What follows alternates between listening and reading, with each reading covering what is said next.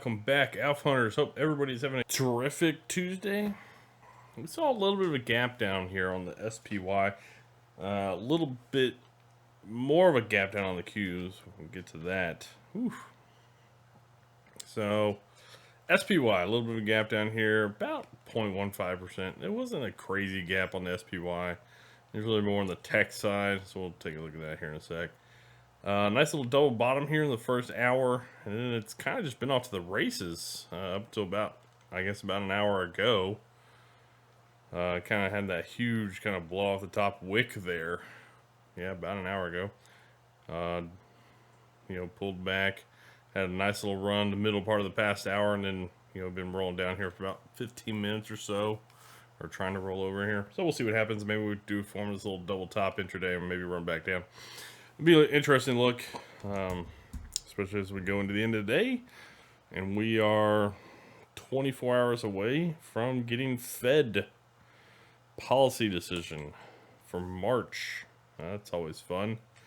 Yeah, but you can see the Qs here, a little bit more of a gap down, and we can see we gap down about 0.45%. Still kind of had that double bottom there. Traded higher, but it wasn't as strong. You can tell it just wasn't as strong. So you kind of combine the pretty large gap down that the Qs had. Excuse me, and I guess that mid-morning kind of bullish run that the market had. The Qs just wasn't as strong. It definitely didn't lead it like it normally does. IWM, nice bounce today. Look at that. Actually gapped down about 2/3. But it's currently up about almost a half. Not looking too bad. The DIA, basically flat open. Currently up about 0.6%. Yeah, the DIA is pretty strong. You can see how strong that was even on the open. It was just kind of getting bought up there. RSP, flat open. Nice little pop on the start and pulled back and ripped on that mid-morning. Looks like it got a little bit of a funky double top of that huge kind of wick in the middle there. Interesting look. Currently up about 1/3%. Yeah, just not really doing a whole lot. Might just be waiting till tomorrow. I mean, probably are just waiting till tomorrow for Fed Day. I'm kind of surprised the market's even seeing this much bullishness today. Seeing a nice little bounce there on the DIA. All right, getting above the daily moving averages. IWM did have a pretty good gap down. Almost got down to that 50 EMA this morning, but traded all the way back up to the moving averages of the 10 and 20 area. Okay. Qs.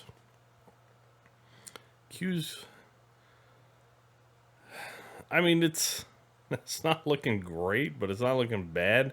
I mean, kind of looks like it's starting to consolidate. I mean, if you want to see it break down, especially with how it ended last week, you want to see it break it down. But the fact it's kind of not anymore.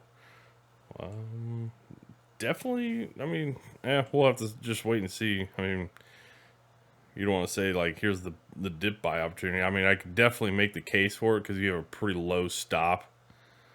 Maybe just below Friday's low, which is not far away. So I could definitely make the case for, hey, you know what, just go ahead and snag some bullishness. That way if the market rips it kind of towards the end of the week, or the rest of the week, I guess, after FOMC, you can definitely say, hey, you know what, I got a pretty low stop here, or I got a pretty tight stop here.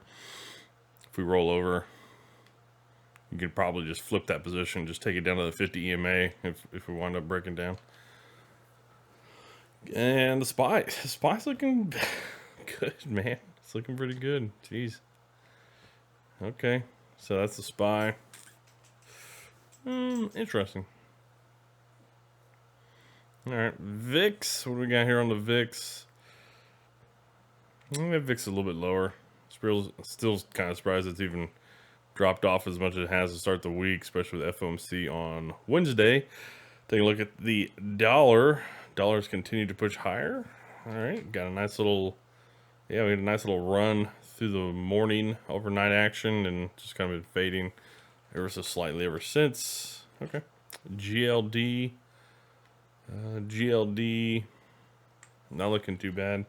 If I remember correctly, gold futures, yeah, pretty nice pull down into that 10 EMA yesterday, but bounced off it. Kind of did the same thing again today.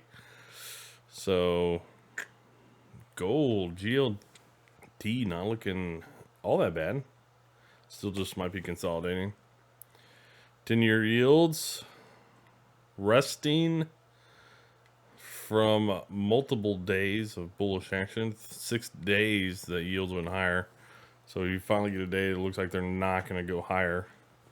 The problem is they're at the yearly highs basically. So it's not going to take them much to break out of here. And if they do that, then the chase is on for the next level, which I mean definitely might be here around 4.5, which is kind of where this spot, kind of a little bit of consolidation here, support level right there, kind of rejected it when we rolled over. So that might be the next spot we kind of maybe make a run if we break the year-to-date high at least.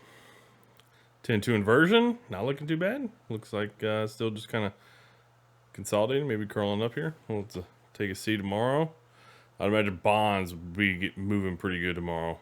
So HYG looking pretty good today, up about 1/3%. See if they get their breakout. They have not. They've tried to break down through this 50 EMA a few times now this year, and they just haven't done it. Any time they've gotten down to that 50 EMA, it's been a kind of a buy opportunity. So, but it's still just in this horizontal channel kind of consolidation area. LQD pulling up into the moving averages. TLT. Yeah, it's kind of resting. Not really doing a whole lot either. At least getting a little bit of a bounce action compared to how it's been going for the past week and a half. All right, take a look at that sector rotation then. We got energies. Yeah, energies leading the pack today. Nice. So leading the day there, XLE. Utilities also doing pretty well. Discretionaries up there doing pretty well. Industrials. Healthcare barely outperforming there just recently. Tech barely underperforming. Financials, staples also a little bit underperformance there. Big underperformers. Materials, real estate, and communications. Okay. Intraday, how's it going intraday though? Real estate underperforming pretty good. Materials also underperforming pretty good. Staples, financials, communications, industrials, all underperforming. Utilities, discretionaries, and healthcare, kind of all right there around where the market's at. Tech and energies actually doing pretty good on the intraday. So tech, even though it gapped down pretty good, is actually doing pretty good. And you can see about when that really kind of took off. About noon Eastern, roughly, to about, yeah, for about an hour, they did really pretty solid there. So taking a look at crude oil ever since, the Ukrainian-Russian conflict. Ukraine was hitting some Russian refineries last week. Ever since then, it's kind of just been on a new path higher here for crude oil.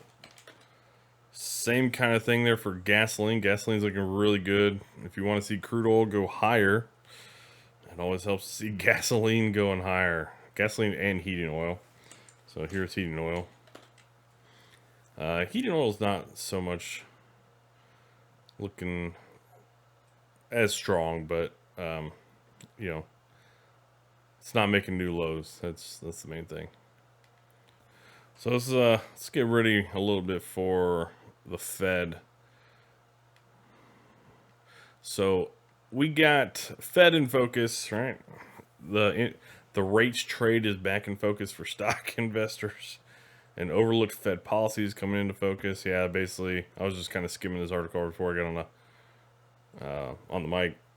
Basically, the article is kind of talking about the reduction of the Fed balance sheet, and what are they going to do to slow the reduction of the Fed balance, or the shrinking of the Fed balance sheet.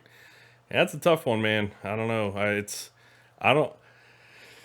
when we get to tomorrow, I don't know what the Fed will say, but they can't like the fact that inflation is going higher, and it's not even just one metric that's saying that. It's been like four over the past month, or at least since the last time we had an FOMC meeting. You know, it's been four different metrics of inflation that are basically saying, hey, you know, we're seeing inflation kind of come back. So if they mention anything, and we might get the answer to this almost immediately, because this usually comes out in the very initial release of Fed policy, you know, hold or raising of rates. But if they say anything along the lines of we don't know, or they've moved back their expectation of possibly introducing cuts, or no longer looking at 3 cuts this year, I don't think the market will respond too kindly to that. Especially with how much we've seen the market be bullish this year, and we've seen coming into this year, I believe the first cut the market was expecting was in March, and now it's been moved back to June. So, yep, first cut now the market is expecting in June, which is 55%, which is, I mean, we're basically just talking about a coin flip in June, but it's still, the market's still expecting it there. Maybe more probable is in July, but if the Fed comes out and says anything along the lines like, yeah, we don't really know if we're going to be able to commit to 3 rate cuts this year, dude, I don't know. I don't know how the market would take that one, man. And that would be probably the scenario which I would imagine we probably see the Fed take its direction to be not as I guess supportive of the market, right? I mean, they don't need to support the market. The market's at all-time highs. They don't need to support the market. So everybody's saying, "Oh man, they need to support the market and blah, blah, and they need to reduce rates." And it's like, why? They have no incentive to do it. So, anyways, and speaking of no incentive to do it, they also don't really have the data of inflation in their back pocket to say, oh yeah, now we can lower rates because inflation's down. Well, they don't really have that also in their back pocket. So yeah, we could see some pretty good bearishness tomorrow. And I'd be curious to see, honestly, my take on today. I would imagine we probably see selling before we get to the end of the day today.